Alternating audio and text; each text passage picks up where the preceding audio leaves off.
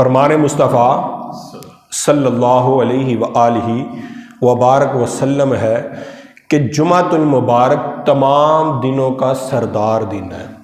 تمام دنوں سے زیادہ افضل دن ہے۔